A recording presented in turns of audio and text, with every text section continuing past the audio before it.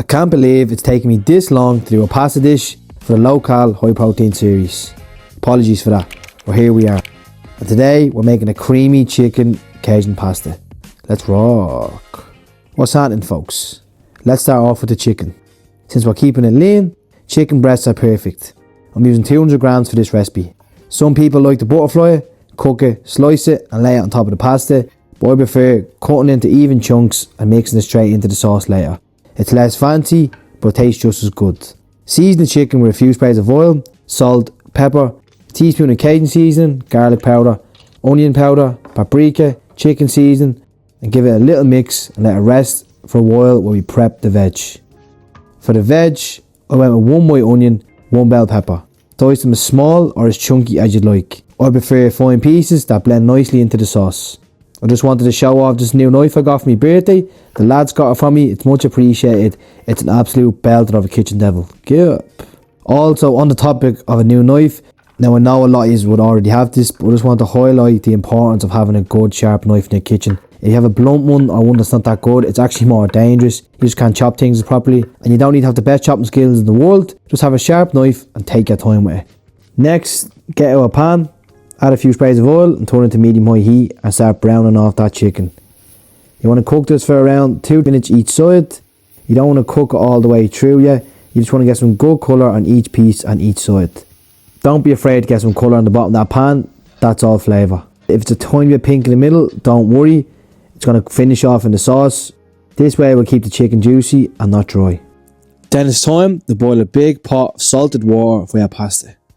I'm using rigatoni, 70 to 75 grams dried, makes around 180 to just under 200 grams cooked. And if it does go over a bit, it'll go over slightly 600 calories, but there's nothing wrong with that. And make sure you cook it for a minute or two less what it says in the packet for perfect al dente. While that's boiling away, in the same pan, you cook the chicken in, toss in your chopped veg, with 3 cloves of crushed garlic, a few more sprays of oil. Let that soften over medium heat and watch it change colour and pick up all the flavours from the bottom of that pan as we cook the chicken on.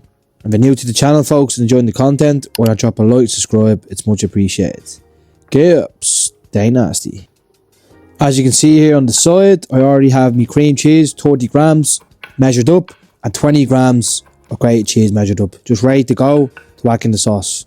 Then I just finely chopped a handful of basil and parsley to add some freshness to the sauce. Turn the heat on the pan down to low, add a ladle of that pasta water, your cream cheese and a tablespoon of tomato puree. Mix until smooth. Now add the chicken back into the pan. Your pasta should be done now. My watch went off at the timer just in time. Always time your pasta and stuff that need timing because you don't want to overcook it. Mix everything together until the pasta is fully coated and the sauce turns a nice rich colour. Add in 20 grams of cheese of your choice. Yes, of course, add that cheese in your pasta. Don't worry, include that in the macros. If you want to add a bit more and take over 600 calories, go ahead. Keep some pasta water on the side because you never know when you might need it. I needed mine to loosen it out. Never throw that away until you're fully done and dished up. And if your pasta doesn't look and sound like this, you're doing it wrong. And there we go. Look at the colour of that. Simple as that. And this is actually the easiest and the quickest one so far. Low-cal, high-protein series. Obviously when you record the video it takes a bit longer, you have to get different angles, but I made this the next day without the cameras. I just took a photo of it and literally took me 20 minutes max. That's including all the cleaning. Just go to show healthy eating isn't boring. Instead of using cream, you can use cream cheese.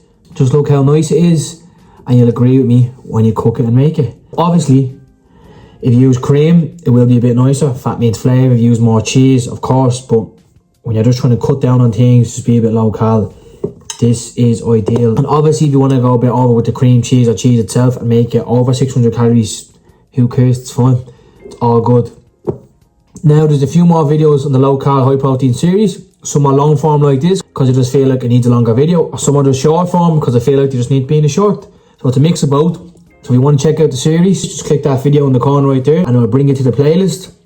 And yeah, suppose that's that, innit? Tops. Northern Darmit, Crowd Hash Bun. Also, because I love yous, here's the ingredients for 5 days worth of meal preps on the screen. Also, they'll be in the caption. Tá.